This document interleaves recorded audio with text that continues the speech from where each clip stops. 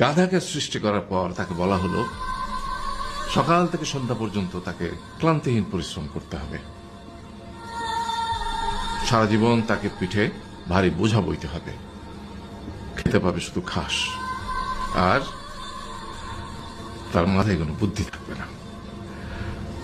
তার আয়ু হবে 50 বছর। গাধা করজোড়ে সৃষ্টিকর্তাকে বলল, আমি এত বছর বাঁচতে চাই না, আমাকে 20 বছর আয়ু দেওয়া হোক। সৃষ্টিকর্তা সেটাই মঞ্জুর করলেন। কুকুরকে যখন সৃষ্টি করা হলো তখন তাকে বলা হলো যে সে হবে মানুষের সবচেয়ে বড় বন্ধু, কিন্তু সে খাবে মানুষের উচ্ছিষ্ট, এবং তার আয়ু হবে 30 বছর।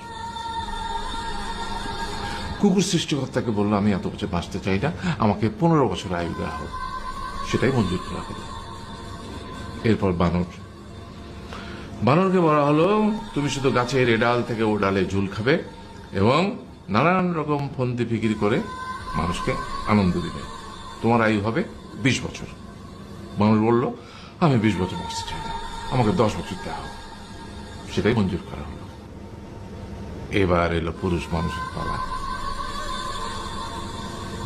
তাকে বলা হলো যে তুমি হলে প্রাণীকুলের মধ্যে সবচেয়ে বিচক্ষণ এবং বুদ্ধিমান, সেই জন্য তোমাকে প্রাণীদের শিরোমণি করা হলো এবং তোমার আয়ু হবে 20 বছর।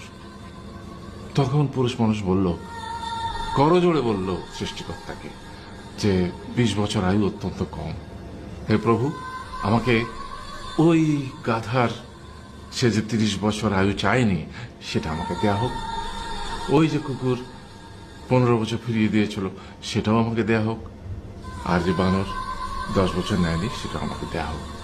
20 বছর অত্যন্ত কম, আমি দীর্ঘদিন বাঁচতে চাই। সৃষ্টিকর্তা সেটাও মঞ্জুর করলেন। তারপর কি হলো? সেই থেকে ছেলেরা পুরুষ মানুষ হিসেবে বাঁচে 20 বছর, তারপরের 30 বছর সংসারের বোঝা পিঠে করে বয়ে বেড়ায়, সেটা কার মতো? গাধার মতো। তারপরের 15 বছর সে তার ছেলে মেয়েরা যা দেয় সেই রকম ঠিক কুকুরের মতো উচ্ছিষ্ট খেয়ে বাঁচে। আর তারপরে বৃদ্ধ বয়সে ঠিক বানরের মতো, যেমন গাছের এডাল থেকে ওডাল ঝুল খায় বানর, তেমনি এই ছেলের বাড়ি থেকে ওই ছেলের বাড়ি, আর নানান রকম ফন্দি ফিকির করে তার নাতি নাতনিদের আনন্দ দেওয়ার চেষ্টা করে।